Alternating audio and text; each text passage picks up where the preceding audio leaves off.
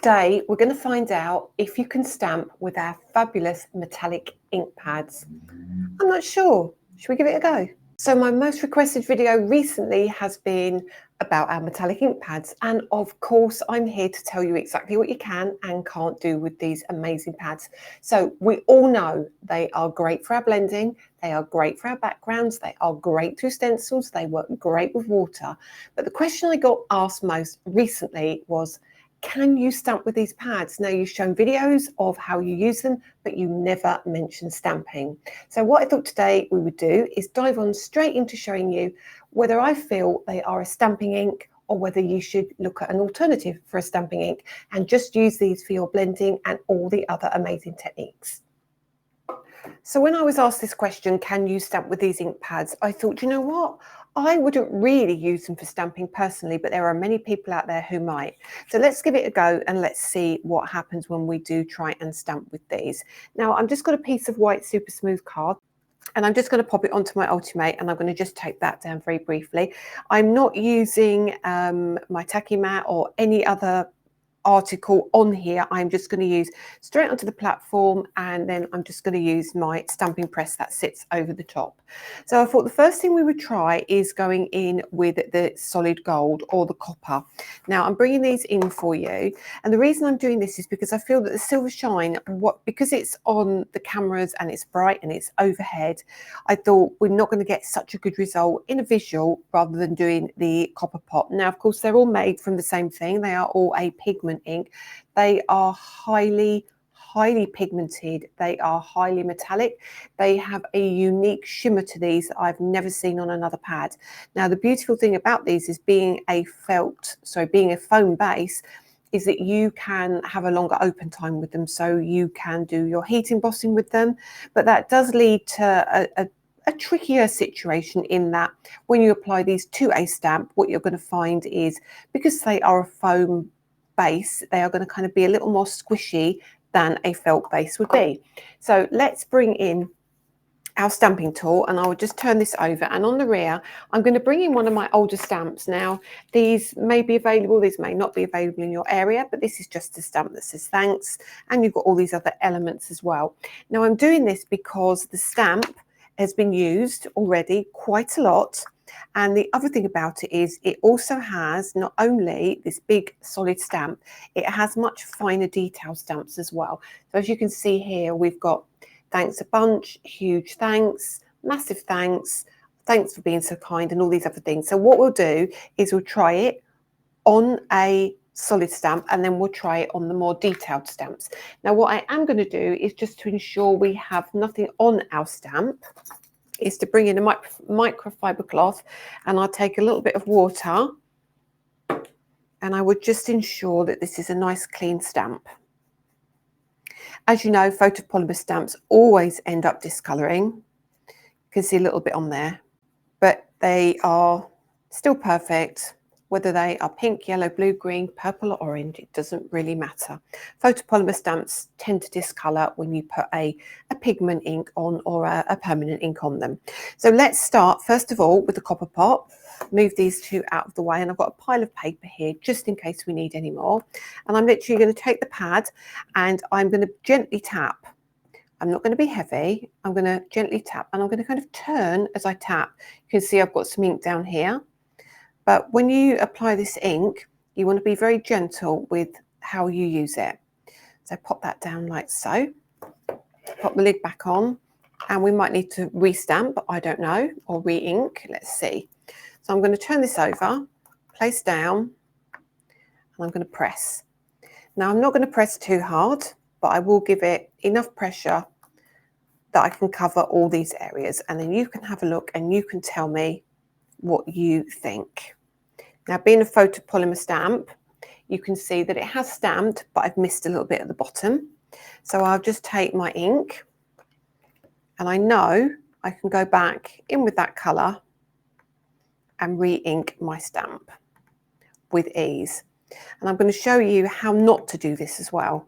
So let's just pop the lid back on there again and turn that over, place that down again and straight back over the top, and push a little bit harder at the bottom. and lift up. So yes, it does stamp.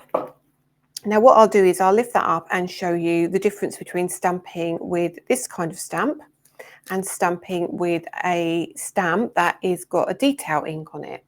So if I bring this in, I think you can see that it is a beautiful stamp. Let's see if my camera can come in just a little bit for you. 1 second, here we come. I don't want to do it too fast because it will play havoc with the camera. So if you look here, you can see it's definitely stamped, definitely stamped. I feel that you lose a little bit of the metallic when you do stamp,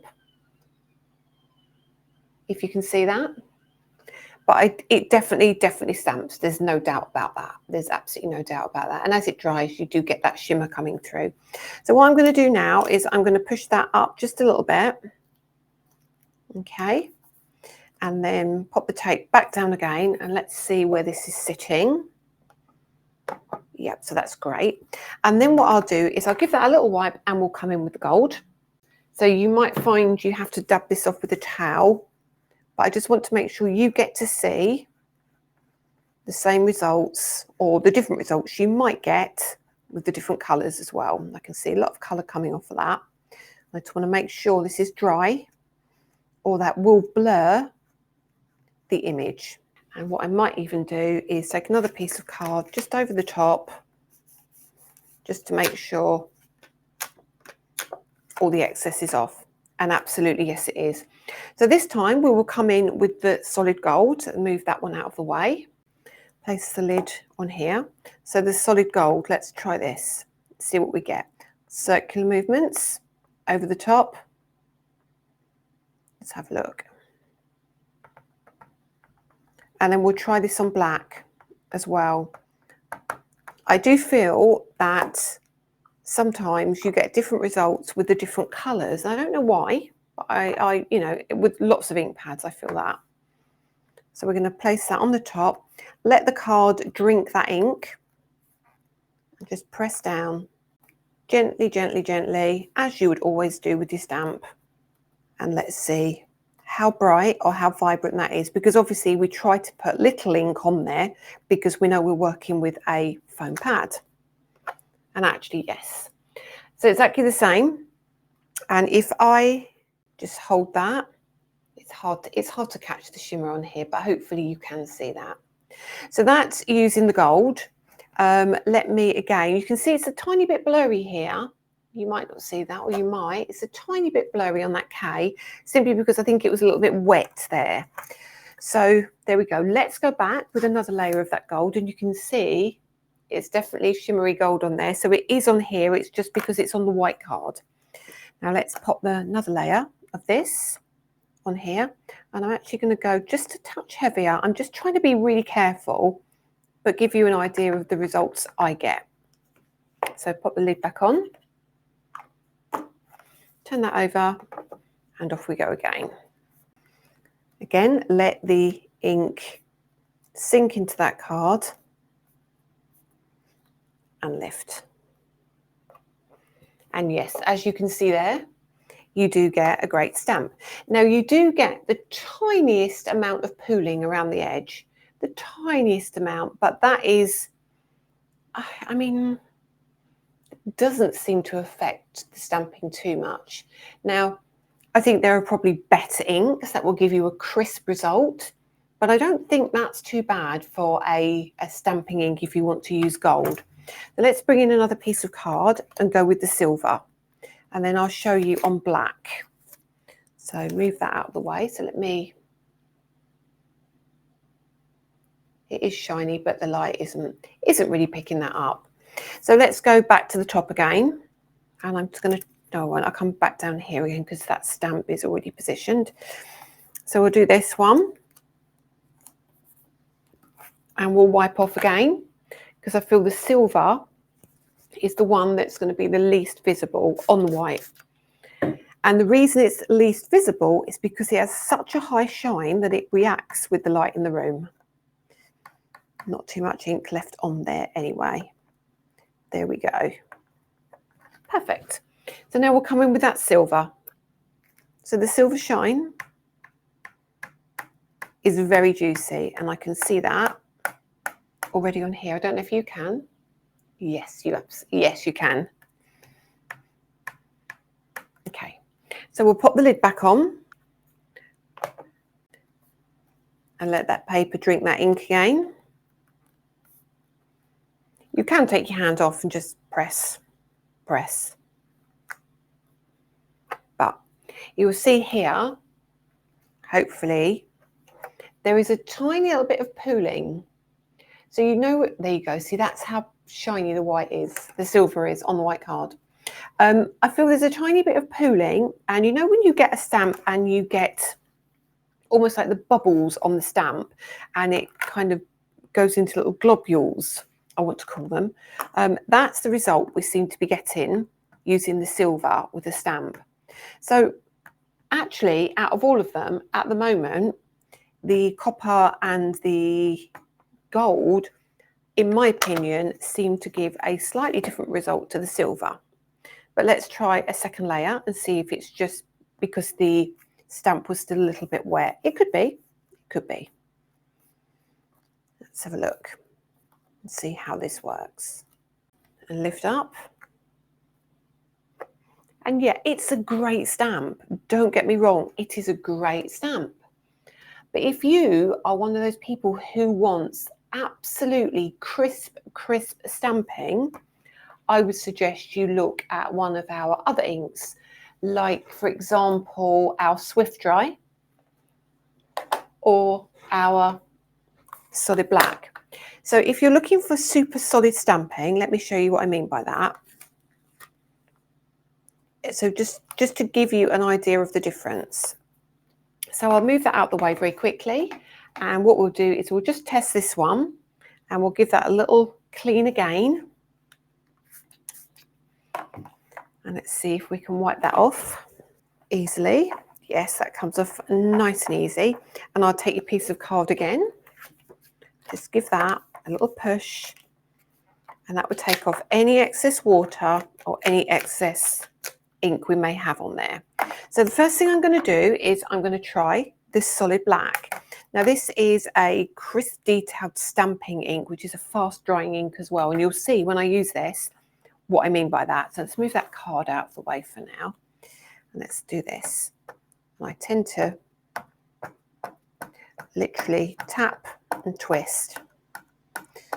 Now bearing in mind this card, this stamp has been used a lot, and you might find you've still got a little bit of excess water or some few fibres from where I've used the cloth. But it's just to give you the idea of what the difference is between, I'm going to overlap slightly, but that's fine. What the difference is between the pigment inks and a dye-based ink, okay? And again, you can go back in because we're using a stamping platform, but also it's always good to let that paper, as I keep saying, drink that ink. So then we'll lift that up. Do you see what I mean? So you get a crisper result. I'm not saying it's a better result. You get a crisper result when you do that. So that you're never going to get an exact result. I think, though, they're pretty good results. They really are good results. Yeah, so it is really down to personal choice. I would be honest and say they were designed really for your backgrounds. They were designed to do all of these wonderful techniques. But you can see, because of the nature of the beast, it's never going to be as crisp as it will be with a solid ink pad. So let me just show you again. And I'm going to show you, let's just make sure we line this up correctly. Let me move that down. Just about there, and I'll show you once more, and I'll show you with our Swift Dry inks. Our Swift Dry inks are incredible because they are ideal for everything from watercolouring to alcohol marker colouring and so much more.